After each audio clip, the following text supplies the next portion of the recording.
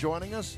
Along with Mike Out of This World Mars, King Conrad DeLong, Jeff Zeke, and engineer David Ainsley, I'm Don Armstrong. So glad that you could join us, and I'm also very proud to tell you that joining us right now in our remote studio is Mr. Tony Schumacher.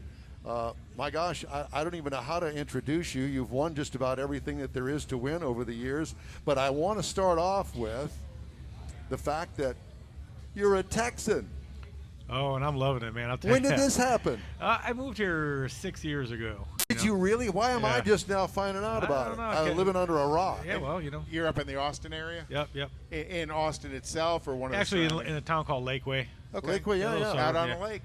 Yeah, it's beautiful, man. Just it's funny. I lived in Illinois my whole life. Our battery charger company, Schumacher Electric, was there our whole life. And one day I went to Dominican Republic for Christmas for my birthday, and I said, I don't want to go home. And I realized I just never want to go home. And maybe it's my home, So I started looking around, and some of my friends had moved out to Austin. So I went out there and looked, and I said, man, I ain't going back there. Put my house up for sale, sold it, and moved. That's awesome. I watched an older man walk across the street in a snowstorm after I had come back from Dominican Republic, and he didn't look left and he didn't look right, and he had a cane, and I thought, you know what? He wants to get run over. Like, he didn't look, and I don't want to be that guy. Texas is crazy, man. Everyone's chipper and, tip of the hat. It's just Southern hospitality is a real thing, and I'm loving it. And Hill Country's a beautiful place to live as well. It's insanely gorgeous. Great people. Have an incredible amount of friends coming, I would say up, but it's not up, just sideways here from Austin, and looking forward to coming to this race. A lot of my friends, I've been off for a year and a half, and a lot of my friends had never seen what I do, and they're coming down to see Top Fuel and Funny Car for the first time. So let's talk about that pause. We missed you. What happened? What's going on? Well, I miss being out here a ton, but the Army, after 19 years, we had a new Secretary of the Army, and he said, I'm going to cancel every plan. I think I can recruit off the internet, and that was his right to do that. We appreciated the 19 years in every way, shape, or form. So we went out and started looking for someone, and what I think there was a series of just miscalculations. We had someone, we thought it was signed 5 years, and they just disappeared. I don't know what happened. I was told it was all good to go, and at that point we had dropped the ball on a few things. It was late in the season.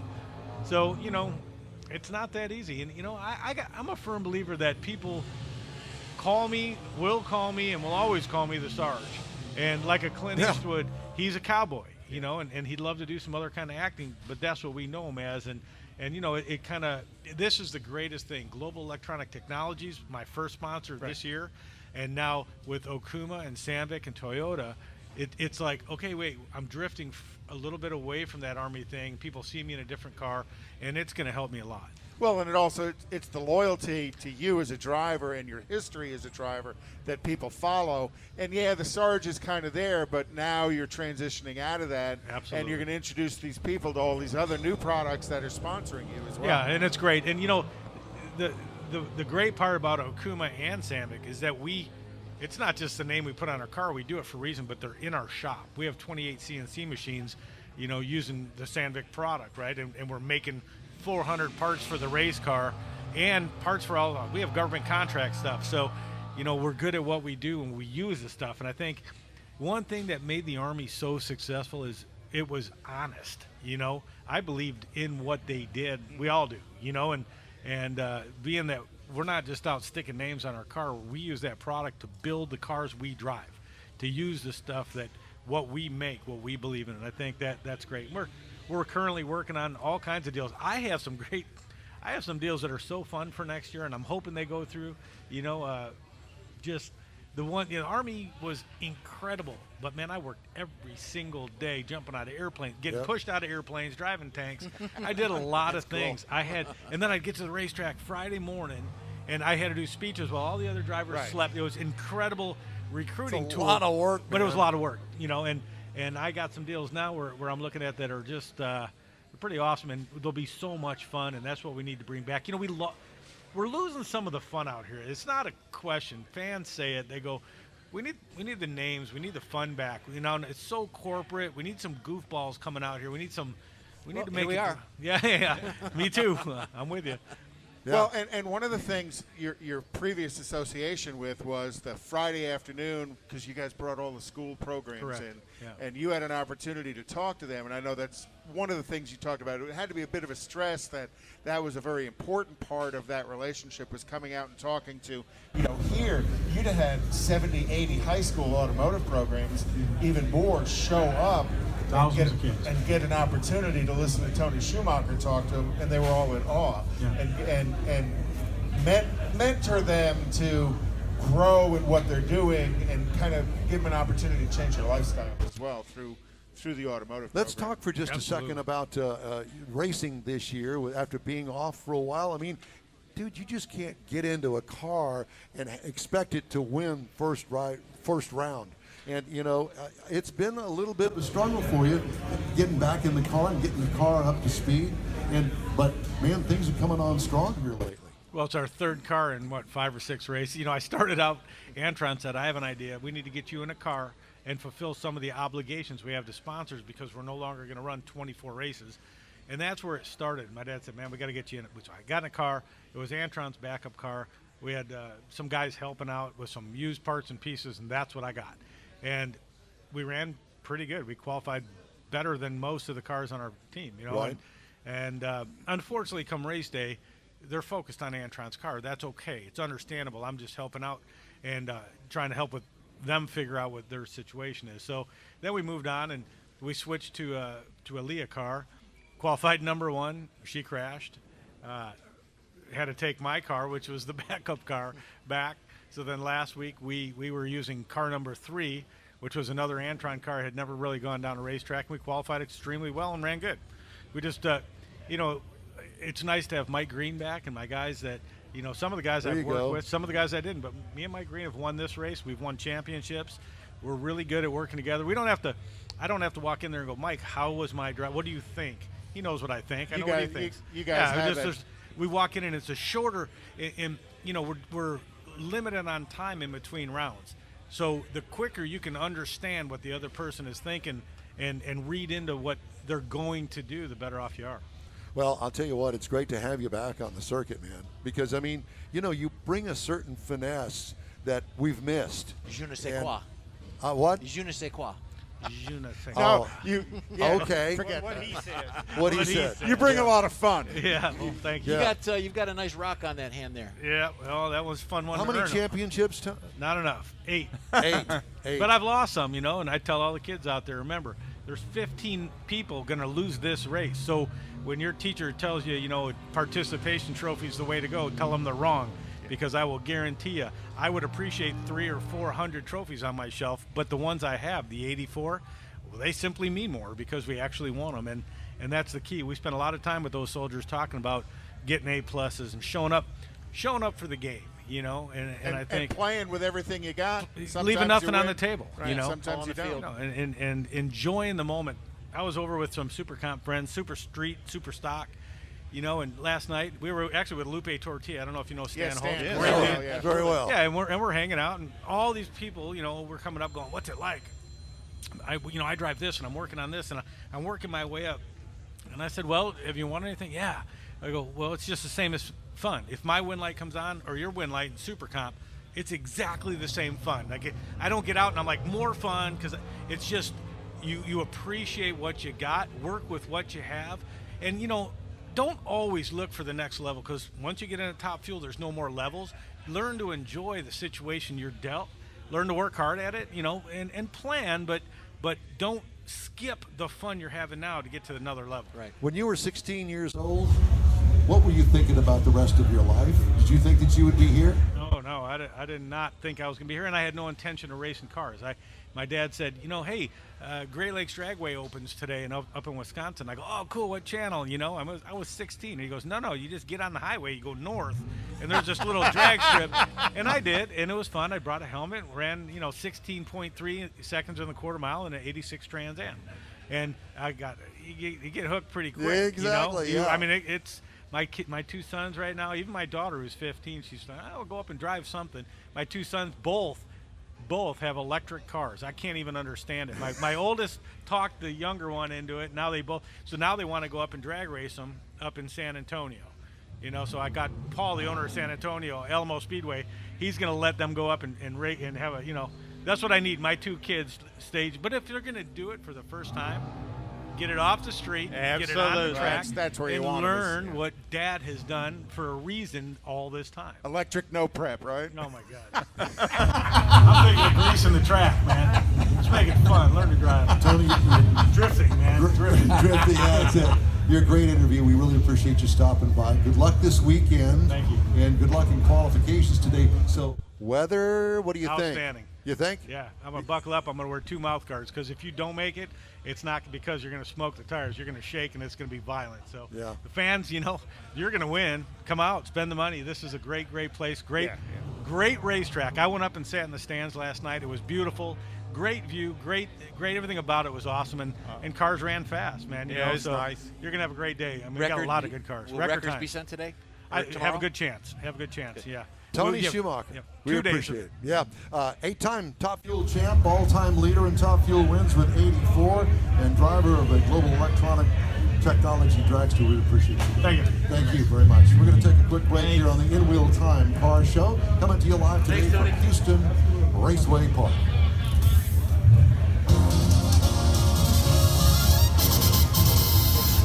From Hollywood.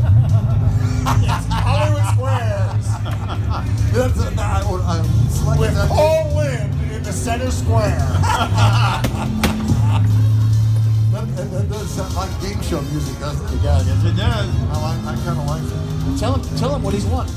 Tell him what he's won. Tell him what he's won. Right. Don Pardo. No, or Johnny Olson. This is Johnny Olson speaking. Yeah, so. You have won a trip to the NHRA event in Baytown, Texas. Anybody would love that. Well, And an just opportunity in to- time and Wow. on cue, ladies and gentlemen, here he is, Mr. Antron Brown. Brother, it is good to see you. It's great to be back. How have you been? I've been great. Been great. I want, I don't know as if you know this, but the interview that we did with you last year at this race won an award. What? Yeah. Didn't you get the trophy? I sent it. Hey, what award did it win? The longest winded interview? No, it wasn't quite that. It was Best in craft for For the radio Texas show. Auto Writers Association, all the journalists. Yeah. Oh, Yeah, really? That's yeah. awesome. So thank you. That's awesome. Well, it's you guys doing the show. I just was on at the right time. Yeah, that's exactly what it Right. was. Right. And back then, my hair was dark brown, and Oh, look what's gosh. happened since then. I know you talking about you. Your hair was dark brown. Look at mine. Mine just What fell happened to into your the way. He goes too fast. Just cut off. It That goes makes too you more fast. aerodynamic. You still got some. Grass doesn't grow on busy streets. No, it doesn't. Actually, I just keep the streets trimmed down. I got a very flourished highway, I'll call it. So Antron is driver of the Matco Tools Global Electronic Technology Top Fuel Dragster. He's 3-time Top Fuel champion. First ever Top Fuel win actually came from here back in 2008. Yes. I remember like yesterday we were here, and that's when I was racing for David Powers, who's a hometown boy with David Powers Homes, and that was our 4th race into the season that year. And we were Was that coming in. that wasn't the year that you came from Pro Stock Bikes? Yes, that's my rookie That was year. that was That's it. my rookie year. Good memory. And I remember because we had a lot of people even give it, and Dave went through a lot of ridicule, and Lee Beard was the crew chief at the time. And they're going through a lot because people are going, you took this kid from racing pro stock bikes, and you expect to win with him in a Top Fuel car? Yes. And that's what they were going. And they had to defend themselves, and all they knew was my work ethic. And Lee knew what I put in at the race shop and how much I loved this sport. And I was very mechanically inclined, and I knew all about the race cars. And we went testing. I literally only had 16 laps down the racetrack before we raced our first race in Pomona, California, because Oh my gosh! we had 16 bad weather in Florida, so we couldn't get all the testing in. So we came to Phoenix, and that's when we got all of our laps in. And we came out our first race, and we qualified number 1. And in our 4th race in, we won. Then everybody was looking at this team, and How did they they cheated? miss? How they cheated to get this rookie all the way That's to the it. top? How about that kid from Bikes in the funny car? that's it. And then everybody else was like, is this kid the real deal? And Lee Beard goes, this kid's the real deal, Holyfield. I remember him saying that. And that was a lot of credit, but the real credit was that we just had a phenomenal team.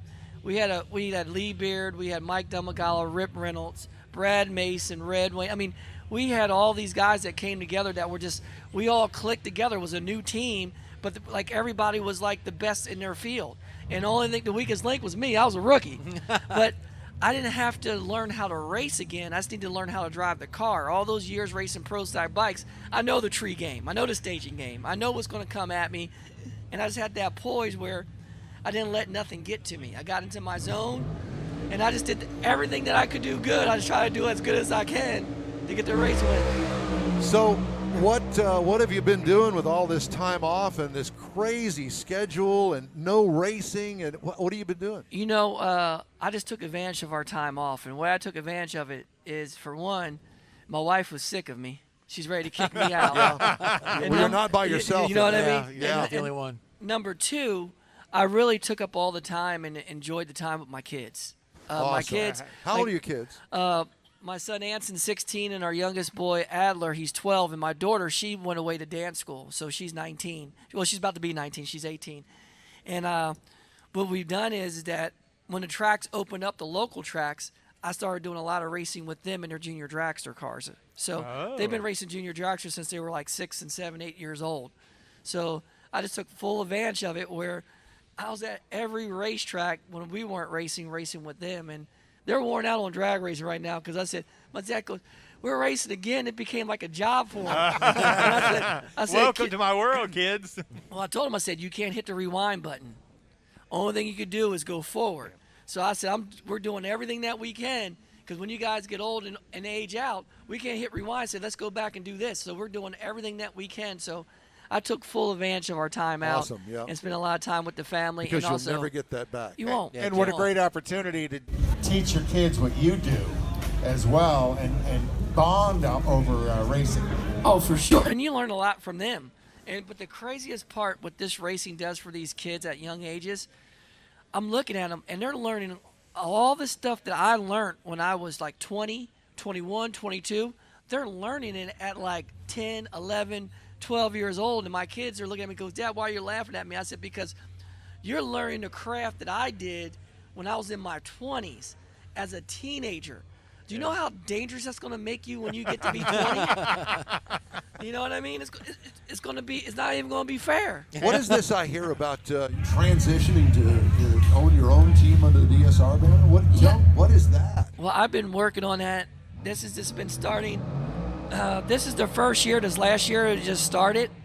Great year to choose, huh? And yeah, tell me about it. And but like Don Schumacher still owns the team and everything else right now. And what we're doing is, as I like drive and get my own partners aboard, and I'm growing my own partners where I can actually take it over and actually run my own race team. So, you know, with all the COVID stuff, it put a little setback to it. So we probably got one more year of going through it, but I'm growing, and I'm really pushing hard my personal self just in the next year to own my own race team. And what a cool partnership Don Schumacher's been to help you along doing that, as opposed to creating a point of separation because of that.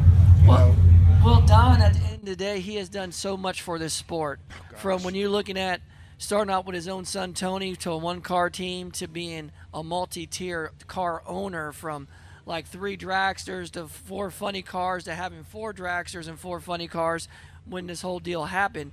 I mean, he's definitely pushing away. But the thing about it is, he's always pushed people to say, if you want to do something, go do it. You know what I mean? But he's not going to sugarcoat you for you. He ain't going. He doesn't sugarcoat anything. He ain't going to give you nothing. Right. But he'll help steer you along the way, and that's what makes you good or makes you better, because you're able to go through it, and he'll tell you all the shortfalls that you got to watch out for. Antron, you got this, you got payroll, you got insurance, you got all this other things that you cannot change, the light bill, the truck bill. All the business things that you don't think about. Yeah. That a lot of people never think about. And learn from his experiences. Oh, absolutely. Well, he's a successful businessman. Yep. Schumacher Electric, to all these race teams and everything else. I mean, but the man, he'll tell you first class, goes, Antron, I always wasn't the smartest. But he goes, I always outworked them. Yep. And that's the key. You got to put the work in. And I've been putting the work in for years. And now it's time for me to try to get that next – that's my next step of my career, to go that route. Because at the end of the day, the Don Schumachers and the Connie Colettas, they're not going to be here forever. You know what I mean? Just like the Perdones and the Bernsteins weren't here forever. Right. You follow what I mean? So who's next? Antron Brown. Antron Brown. That's the game plan, and you've got to. With the award-winning interviews. Hey, I love it. You got to inspire people, right? I want to talk to you real quick about new crew chief. Brian Karate's come over. Yes, absolutely. I got Brian Karate came back. He was my crew chief that we won all the championships alongside with Mark Oswald. And a lot of people are making fun of it and everything else because we struggle just to get our stuff back to where it needs to be, right? Yeah. So we're getting there, and everybody's going, uh-oh, when's the Dream Team going to turn it on? Because they call our team the Dream Team for all the races that we won together. Sure. And it's coming. It's coming, and I'm looking very forward to it, getting back out there to do what we do. And that's going out there and take round wins and then getting race wins. And everything else takes care of itself. But right now, Steve Torrance and those Capco boys are the cream of the crop. And they got our share of what we used to do out there. And you want it back. And oh, trust me, they know it's coming. And we're coming. We're coming full bore. Well, but you've got a great relationship with Steve as well. You know? Absolutely. Well, that's my brother. I mean, it's my brother in Christ and my brother from another mother. We always tell each other, and we push each other. Like, I mean, I'll do anything for that man off the racetrack, and he knows it, and I know he'll do the same for me. And when we race, we bring out the best in each other. We're each other's truest competitor. I always tease him. I said, he's Rocky, and I'm Apollo. Well, Apollo still got some fighting left in me. I ain't ready to give it up yet. Antron, it's great to see you, man. Always. Best of always. luck this weekend. You think this weather's going to, and the sea level, and it's going to be fast. It's all going to come together. Good No answer. crashes, no burn downs, none of that stuff this week. Consensus is records. Oh, absolutely. This is the type of weather where we could set definitely the track record for here. You know what I mean? Because normally, we race here normally in the spring. We can run really fast, but we never have where it's overshaded and cloudy, and the weather is drier out there right now. Yeah. Like when we normally come here, we normally have 90 to 80 water grains, so 100 water grains. It's only at 60 water grains right now. So with the air being dry, we'll make a lot better power. So watch out. And with Best the of cool luck to you conditions. today, man. I appreciate y'all. Always Thank great you. being on. Thank We'll you come so down later to much. the park. Absolutely. Okay. Thank y'all Antron so Brown, much. top fuel driver with Toyota, as a matter of fact, and we really appreciate him stopping by. He is your 3-time top fuel champion, driving the Matco Tools Global Electronic Technology drag strip. And you can't see it off stage, but he immediately goes to some young kids to get some pictures taken with them. Yep, absolutely. What a champion. Hey, you can always get a hold of us through Facebook, our website, or email us at info@inwheeltime.com. It's Flash and Go, and we're back with Conrad's Car Clinic. Coming to you live today from the Houston Raceway Park and the NHRA Spring Nationals in the fall. We appreciate you being with us. This is our first time out since before COVID hit. Yes. Boy, it has been a challenge. We've a lot of changes here with all of our equipment. Thank you, David Ainsley. Time now for Conrad's Car Clinic. And the subject today is, I can't wait, Tow Mater. Well, in honor of Camping World being the new series sponsor for NHRA drag racing, I thought we'd talk a little bit about maintenance necessary on your trailers. So you're going to be towing that trailer behind you. You come out to a race event. All these guys have got car trailers. You go down the spectator side, and all these people have their trailers and motorhomes out here lined up on the track. Well, trailers take a lot of maintenance to make sure that you're safe driving down the road. So anytime just before you head out in your trailer, you want to do a few things. You want to check the operation of the brakes, whether you have electric brakes or whether you have surge brakes. Now, if you don't know what surge brakes are, that's a hydraulic braking system. As you brake and the weight of the trailer pushes against the tow hitch, it applies the brakes. So surge braking's a little bit different, where electronic brakes, it's actually electronically hooked into your vehicle, so as you apply the brakes, the trailer brakes. So depending on the type of system you have, you want to make sure that you're checking the operation on the surge brakes, make sure that the master cylinder's got plenty of fluid in it. Looking at the shoes and drums that are on the trailer, always want to make sure you check the safety chains, make sure the safety chains are there, that they haven't rusted. You'll see every now and then a safety chain gets kind of rusted and the and the weld breaks on them. Check them for damage, replace them as necessary. Look at the coupler, the receiver, the ball hitch that's in it as well, that everything's lubricated correctly, because you want to make sure you got a little bit of grease on that. Check the wheel bearings, make sure that they're not loose, worn, or damaged, and lubricate the wheel bearings as needed. You know, and depending on what you use your trailer for, the wheel bearing lubrication is pretty critical. If you're dropping a boat in the water, you need to change the grease in those wheel bearings much more frequently than if you're driving something on dry land. And then if you're dropping it in salt water, oh my gosh, you have to use a proper grease for the salt water that's going to get in there and damage the grease on it as well.